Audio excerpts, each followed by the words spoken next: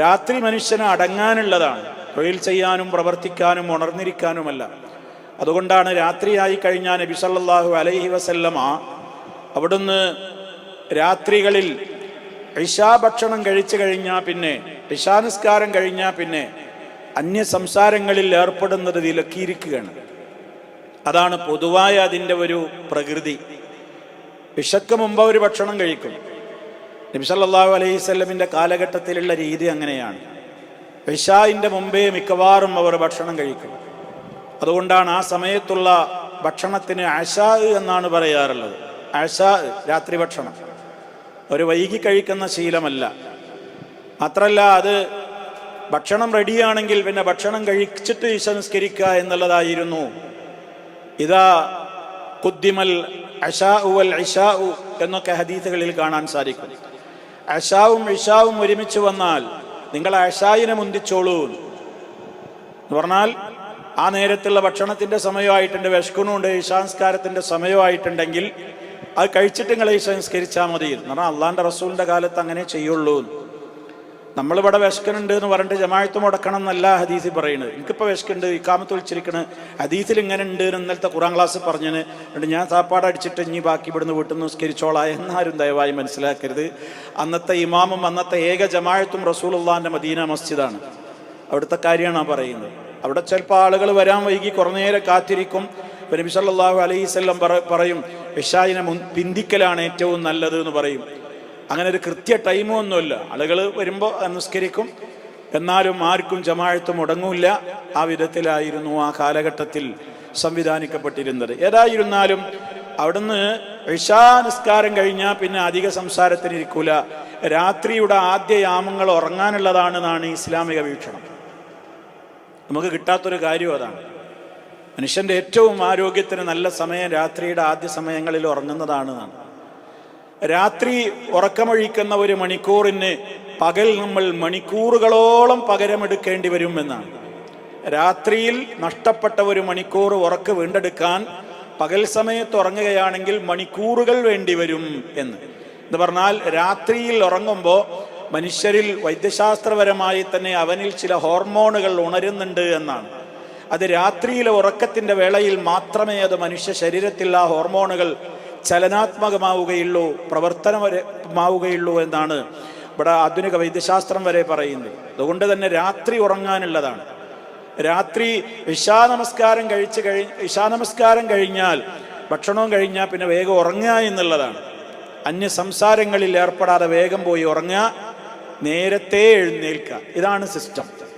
അതുകൊണ്ട് തന്നെ സഹാബത്ത് പറയുന്നുണ്ട്, അള്ളാഹുവിൻ്റെ റസൂൽ സല്ലല്ലാഹു അലൈഹി വസല്ലമ കാന യക്റഹുൽ ഹദീസ ബഅദൽ ഇശാ, ഇശാഇന്റെ ശേഷം പിന്നെ അന്യ സംസാരങ്ങളിൽ ഏർപ്പെടുന്നത് അവിടുന്ന് വെറുത്തിരുന്നു എന്ന്. അന്യ സംസാരം എന്നുള്ളത് കൊണ്ട് ഉദ്ദേശിക്കപ്പെടുന്നത് ശർഈയായ കാരണങ്ങൾ ഉണ്ടെങ്കിലല്ലാതെ എന്നാണ്. ശർഈയായ കാര്യങ്ങൾക്ക് വേണ്ടി നമുക്ക് ഉറക്കമൊഴിക്കാം. അപ്പം നമ്മൾ ഇരിക്കുന്നത് ഒരു ശർഈയായ കാര്യമാണ്. അള്ളാഹുവിൻ്റെ അടുക്കൽ ഏറ്റവും പ്രാധാന്യമർഹിക്കുന്ന ഒരു ഇൽമിൻ്റെ മജ്ലിസിലാണ് നമ്മളുള്ളത്. റബ്ബിൻ്റെ വചനങ്ങളാണ് നമ്മൾ കാതോർക്കുന്നത്, റബ്ബിൻ്റെ വചനങ്ങളാണ് നമ്മൾ വിശദീകരിക്കുന്നത്. അത് ചർച്ച ചെയ്യപ്പെടുന്ന ഉന്നതവും ഉത്തമവും ഉദാത്തവുമായ വേദിയിലാണ് നമ്മളുള്ളത്. അത് നമുക്ക് തികച്ചും പരലോകത്ത് സൽക്കർമ്മങ്ങളുടെ പട്ടികയിൽ രേഖപ്പെടുത്തപ്പെടുന്ന ഒരു സാലിഹായ അമലാണ്. അത്തരം ഒഴിച്ചുകൂടാനാവാത്ത കാര്യങ്ങൾക്ക് വേണ്ടി മനുഷ്യന് ഉറക്കമൊഴിക്കാം. അതല്ലാത്ത അനാവശ്യമായ കാര്യങ്ങൾക്ക് വേണ്ടി ഉറക്കം ഒഴിക്കരുത് എന്നാണ്.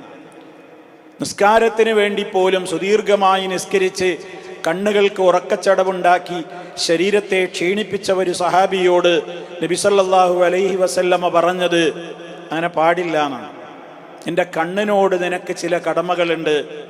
ഫഇന്ന ലി ജസദിക അലൈക ഹഖ്ഖാ, നിന്റെ ബോഡിയോട് നിനക്ക് ചില കടമകളുണ്ട്, അതൊക്കെ നീ പൂർത്തീകരിക്കണം. അതുകൊണ്ട് ഉറങ്ങണം, ആവശ്യത്തിന് ഉറക്ക് കിട്ടണം, ശരീരം ക്ഷീണിപ്പിക്കരുത് എന്നൊക്കെ പറയാണ്. ഏത് കാര്യത്തിൽ? നിസ്കരിച്ചിട്ട് ഉറക്കമളച്ച സഹാബിയോടാ പറയുന്നത്. എങ്കിൽ അള്ളാഹുവിന് പൊരുത്തല്ലാത്ത കാര്യങ്ങൾ കണ്ട് രസിക്കുവാൻ, കേട്ട് രസിക്കുവാൻ, വായിക്കാൻ, പൊട്ടിച്ചിരിക്കാൻ, ആ വിധത്തിലുള്ള പല വിധത്തിലുള്ള അനാവശ്യമായ കാര്യങ്ങളും സൊറപറഞ്ഞിരിക്കാൻ മണിക്കൂറുകൾ ചെലവഴിച്ച് പാതിരയോടടുത്തും പാതിര പിന്നിട്ടുമൊക്കെ ബെഡ്റൂമിലേക്ക് കടന്നു ചെല്ലുന്ന ആളുകൾ ചെയ്യുന്ന പാതകം വലിയ പാതകമാണ് എന്ന് മനസ്സിലാക്കാൻ ഒരു പ്രയാസമില്ല. അതുകൊണ്ട് നമ്മൾ മനസ്സിലാക്കുക, ഉറക്കം അത് അനാവശ്യമായ കാര്യങ്ങൾക്ക് വേണ്ടി നശിപ്പിക്കരുത്, ഉറക്കമിളക്കരുത് എന്നാണ്. കാരണം രാവ് അള്ളാഹു നിശ്ചയിച്ച് തന്നിട്ടുള്ളത് അതിനു വേണ്ടിയാണ്. മാത്രമല്ല, മനുഷ്യൻ ഉറങ്ങാതിരുന്നു കഴിഞ്ഞാൽ മനുഷ്യന്റെ ജീവിതത്തിൽ അവൻ്റെ പ്രവർത്തനങ്ങളെ അത് ബാധിക്കും എന്നാണ്. ഒരു മനുഷ്യന്റെ ജീവിതത്തിൽ ആവശ്യത്തിന് ഉറക്ക് കിട്ടാതായി കഴിഞ്ഞാൽ അതവൻ്റെ പ്രവൃത്തിയെ ബാധിക്കും. നമുക്കെല്ലാവർക്കും അറിയാവുന്ന ഒരു കാര്യമാണ്. അതിന് അമിത വ്യാഖ്യാനങ്ങളൊന്നും ആവശ്യമില്ല.